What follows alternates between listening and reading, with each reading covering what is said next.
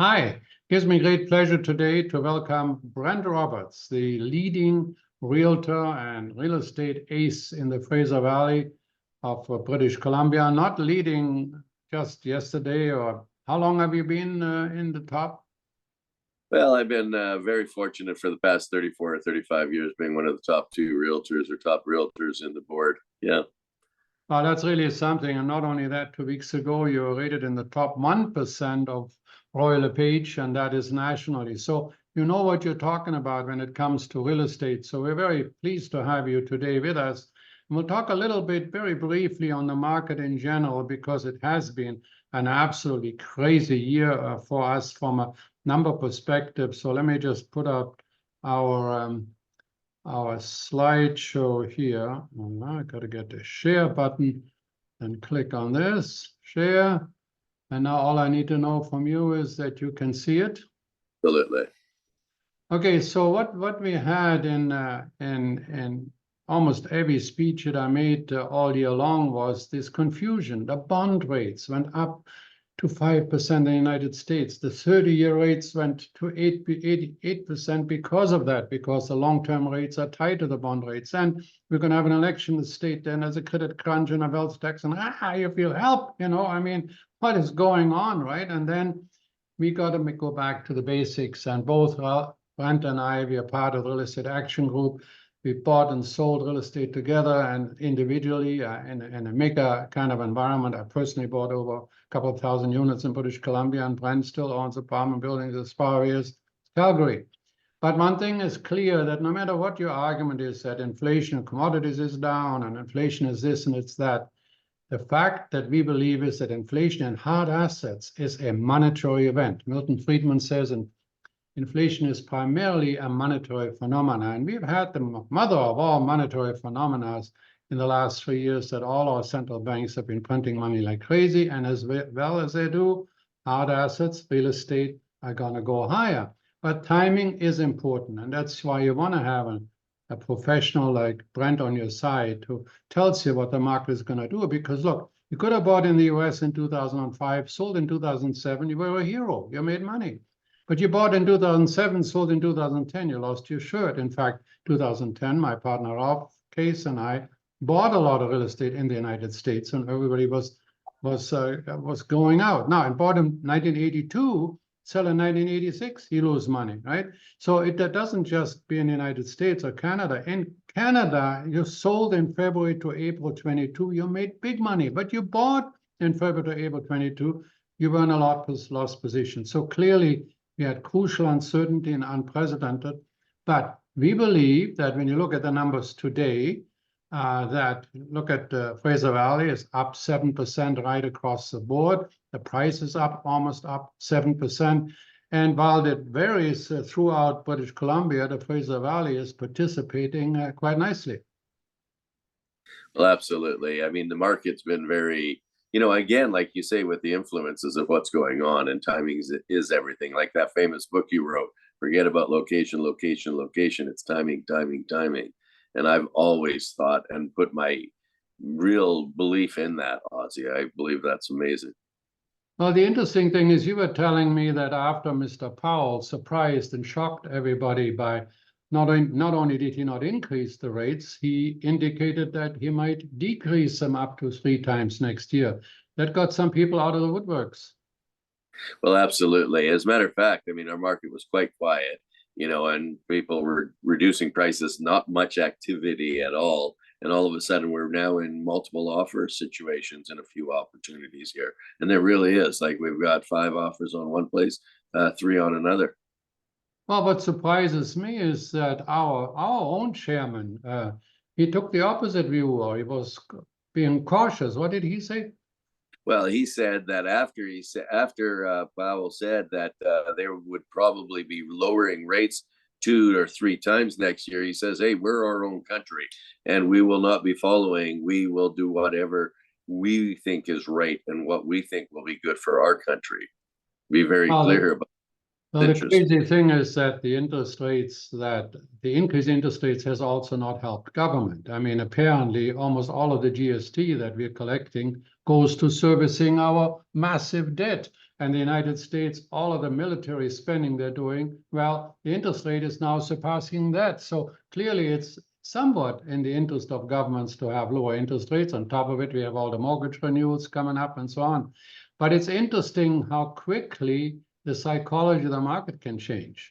Well, you're absolutely right. And don't forget, you've always said that, hey, there's an election. Every time there's an election in the United States, interest rates usually are a little bit lower. So it seems natural that they're even telling you, hey, by the way, when we're heading into an election year, we are going to be lowering rates, and they're telling you that in advance. So I think that's a big plus. Well, and the interesting thing, by the way, these numbers come from the BC Real Estate Association, which has great numbers. So anybody wants to go to the website, it's bcrea.com. But if you go to Ozbuzz, which is my newsletter, it's free. Just sign in, put in your email, and then we'll send it to you. These are just the numbers that we do. Usually we look back almost 4 years, so we give you a 5-year snapshot. And if you went to the Fraser Valley and you saw the single-family homes are up about 2% in sales. Prices in the Fraser Valley up 11% higher. They went from $1.3 million to $1.4 million, almost $1.5 million. And when you look at condos, sales are up. The price is up from $511,000 to $561,000. And by the way, that's for the last 5 years. I mean, in November 2019, we were $387,000. Now we're $561,000. So it's been relatively strong. Sorry to talk over you. These stats you provide, it's always good to look at Ozbuzz to see these numbers. It's really good to give you a real good direction of what's going on here. Well, no, this is not an all-time high. I mean, if we measured ourselves against, I guess, February 2022, the single-family home in Surrey was, I think, almost 300,000 more. But the point is, we had dropped down to $1.3 million. Now we're at almost $1.5 million. We're up 11%. And the condo market, my goodness, if you bought a condo in November 2019, you went through COVID, you went through all the pestilence and ups and downs. Hey, you're very nicely ahead, like by almost 60%. You can't complain, particularly if you only put down 20%. Yeah, so exactly. Just a quick look. Everybody can go to ozbuzz, ozbuzz.ca and study those numbers. But overall, the spirit is a little bit better in your buyers. Well, you know, and it's interesting because you really do see a shift. I mean, I've said it before. When it's a buyer's market, there are no buyers. And when it's a seller's market, there are no sellers. And we saw that recently, you know, when the market was, everybody was saying there's not enough listings out there. There's not enough listings. Well, heck, we've got enough listings now. You know, mind you, it's getting close to, it's Christmas in a week. So reality of it is that less people put their houses on the market at this time, where, you know, getting into the spring, there'll be more listings available on the marketplace. Well, the other thing is too that next year we will have the renewal of the mortgage, about $150 billion worth of houses that have a mortgage are being renewed. And then that's followed in 2025 with another $350 billion. So $500 billion worth of properties. Of those, quite a few will come on the market that don't have the higher interest rates. But that's why it's interesting to see if rates really go down and you have Benjamin Tall and Douglas Porter and the TD banks, all the major banks saying, well, we may have a recession, but the rates are going to come down as early as March and April. Some stock market is going crazy right now in early December, believe it's going to be 6 times down in the United States instead of 3 times down. All I know and all you know is that whatever you did, you bought real estate at the toughest time, you came out quite nicely ahead. Well, and you're right. Every time we see these cycles, we've been through a lot of them, Ozzie, and you know, if you can hold on, it's a staying power. If you can hold on to your real estate, you'll do quite well over time. As you always say, we live in BC and everybody else wants to live here. So we're very fortunate that way. Yeah, our immigration offices are full of people that want to be here, and we're here and we're complaining all the time, right? But the neat thing about Surrey is also you have light rapid transit, so you're really downtown almost anywhere very, very quickly. And so, but you and I have recommended for years, buy a condo, buy it close to a transit-oriented development. Now, of course, our government also comes out and lets you build a high rise right next door to almost any bus stop because it's also transit, right? And so they're making the same idea. Well, and you're absolutely right. The thing is, too, they're saying, hey, they want to see more density by the SkyTrains, and they want to see it more by any bus loops and things like that. So they're really, and of course, our government is under pressure to build more and build more and build more. Now, it would be nice if they incentivize people instead of penalize them with taxes. However, the more they can do to vote is very helpful, I think. Funniest thing is we do this podcast with Michael Campbell, and we had said to the government in quotes that if you buy it, there was a building in Toronto, the guy was going to build 400 rental units, and then he had to pay a GST of 60,000 a unit. He said, I'm not building it. We said, wouldn't it be better to just waive the rental GST and get the darn things built and then start taxes, right? Well, 2 months later, the government actually did that. So we, again, on the radio show, we saluted it and said, that's a good move to have a developer now not being penalized immediately with this enormous GST. Well, what did the city of Vancouver do? Increased its development cost charges 3 times by 300%, taking up almost 60% of the increase that the developer would get from not having to pay the GST.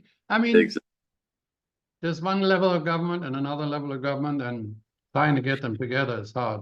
And yet both governments, both provincial and local city governments are saying we need more development, and yet they're trying to penalize people. So I absolutely agree with you. And just because the feds are giving up some of the money doesn't mean they should be, the city should be trying to get away from them, because it stops people from being motivated to do things. And developers are taking huge risks, to do this. That's it. We always, the developers are to blame, the realtors are to blame, everybody is to blame except the one that keeps on printing more and more money that we don't have, that we have to borrow, and that drives rates higher. Anyways, we're not going to go there. Tell me a little bit about what areas in Surrey do you like the best? Well, there's quite a few areas. As a matter of fact, going back to one last thing though about that is that, as there's more taxation and the cost of building is expensive, that really helps you with the properties that you've already bought, the properties you've got under contract, and going forward, you'll do quite well, I believe, because of inflation will be there still in the future. So, there's lots of areas, anything around the SkyTrain, they're extending the SkyTrain out to Langley now. Like you said earlier at the beginning, the development that's going on in Surrey Central is unbelievable. It's very, it's a good hub. There's a lot of building going on, but if you've got something that you can buy and hold on to and make sense, it's a good opportunity. There are a lot of buildings and there's a lot of units in older buildings that at some stage will be redeveloped as well. And those are interesting. We've been helping a number of our customers get into buildings like that. Clayton Hills is good. You've got houses with the suite and a coach home, so that kind of makes sense. Any fourplex kind of investment, anything you can buy really, Ozzie, that'll allow you to be able to hold on. And of course, while the interest rates were higher, that makes it a little tougher. As you've been mentioning for years and years, though, tie up your money, like lock in for 5 years, lock in.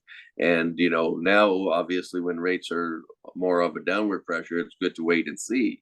But I mean, if you were locked in at 2% or 1.89%, you're kissing Ozzie all day long. You should be sending bonus checks to Ozzie because, well, but remember that had you listened to me 5 years ago or 7 years ago, that would have been not the move to do. Going short was all the rage. For me, though, it's an insurance policy. I can sleep at night and just saw what happened to us here. But now, remember, 5% or 6% really.